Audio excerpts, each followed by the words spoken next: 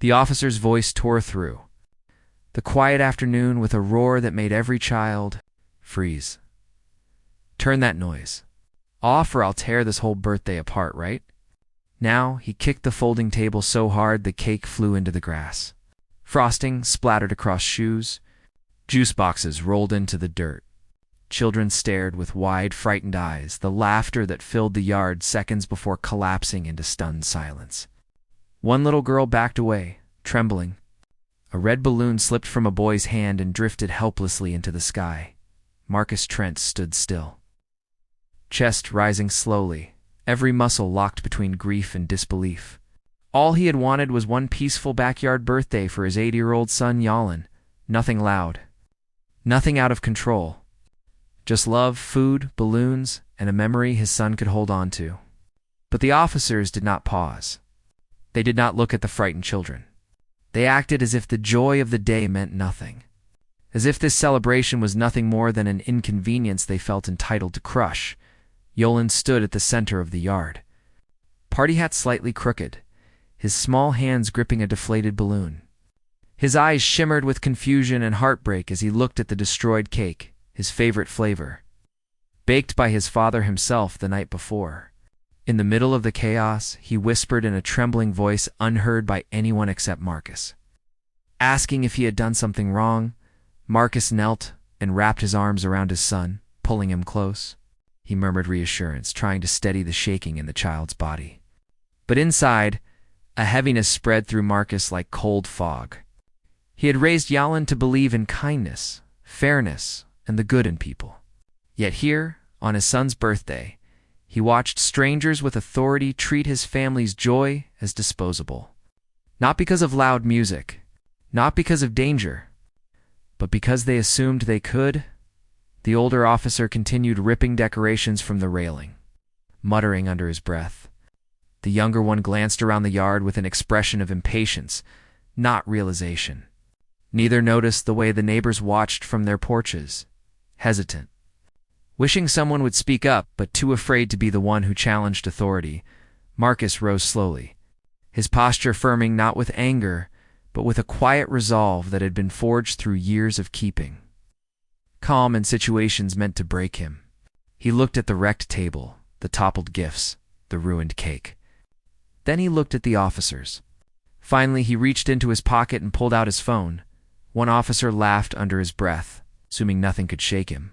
Call whoever you want. No one is coming to fix this. Marcus simply dialed. The line rang twice before a deep, steady voice answered. Marcus exhaled slowly and said only 2 words. I need you. The voice on the other end grew serious immediately. I'm on my way. 10 minutes. Marcus ended the call. He said nothing else. He did not raise his voice. He simply picked up his son and held him. 10 minutes later, an unfamiliar silence washed over the neighborhood as 3 black SUVs turned into the street. Doors opened with calm precision, and several individuals stepped out dressed in suits, carrying quiet authority. At the front of the group walked a woman with sharp eyes, composed posture, and a presence that commanded attention without a single word. Chief Delaney of the district. Oversight Division approached Marcus first. She had history with him years ago. He had been an instructor who trained officers in communication, empathy, and calm conflict resolution. He had left the job to raise his son in peace, but he had not left behind the respect he earned. When she saw the ruined birthday party, the scattered decorations, the startled children clinging to their parents, her jaw tightened. She turned to Marcus, saw Jalen's tear-streaked face, and her expression chilled to steel. She asked what happened. Marcus explained everything in calm, measured detail. Not a single word of exaggeration. Not a single spark of rage. He simply laid the truth out, and the truth alone was devastating. The officers attempted to defend their actions, insisting they followed protocol. Chief Delaney listened, then requested body camera footage. Within seconds, the evidence unfolded in the open. She watched the moment the officer kicked the table. She watched the children jump back in fear. She watched Jalen's face collapse in heartbreak. She watched Marcus offering a reasonable solution that was ignored, when the footage ended. The yard felt like it had stopped breathing. Chief Delaney looked at the officers with a calm that was far more powerful than anger. She informed them they were relieved of duty immediately.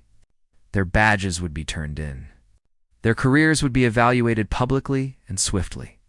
Their choices had consequences, and those consequences had arrived without hesitation. The officers stood, speechless as the weight of their actions finally settled on them. Then Chief Delaney knelt beside Yolan. Her voice softened in a way no one expected. She apologized directly to him. She told him none of this was his fault. She promised that what had been broken today would be fixed. Jlen sniffed and asked if he could still have his birthday. Chief Delaney smiled gently and assured him he would have the biggest celebration this block had ever seen. Neighbors who had been frozen moments earlier now stepped forward, eager to help, their guilt melting into action. Some brought out tables. Others brought snacks and bottled drinks. Someone ran inside to grab a bag of extra decorations. A family from 2 houses down brought a new cake, still warm from the oven. The bouncy castle was reinflated and rose like a symbol of resilience. The yard transformed again into what it had been, but into something stronger. Marcus watched in awe as people who had stayed silent earlier now stood with him, rebuilding not just a party, but a sense of community. Jalen's smile returned slowly, then brightly. He jumped into his father's arms, laughter breaking through the tension. As the sun began to set, the neighborhood glowed with warmth. Children ran across the yard. Adults chatted with relief. The new cake was placed gently on the table. When Yalan blew out his candles, the crowd cheered loudly. Drowning out every memory of the pain that came before, Marcus looked at his son, then at Chief Delaney, then at the neighbors who had rallied behind him. A deep gratitude settled in his chest. Not because justice had been delivered swiftly, but because his son had seen that kindness and courage still existed in the world. Later that night, when the last guests wandered home and the yard grew quiet again, Marcus sat beside Yalan on a blanket surrounded by gifts. The boy leaned against him with contentment. Marcus placed a hand on his son's shoulder and asked softly how his birthday had been. Yalan smiled up at him and said it was the best birthday ever. Marcus believed him, because sometimes it takes one calm voice, one brave call, and one community rising together to turn heartbreak into hope. In a world full of noise, silence and truth can still bring justice. And on this day, they did.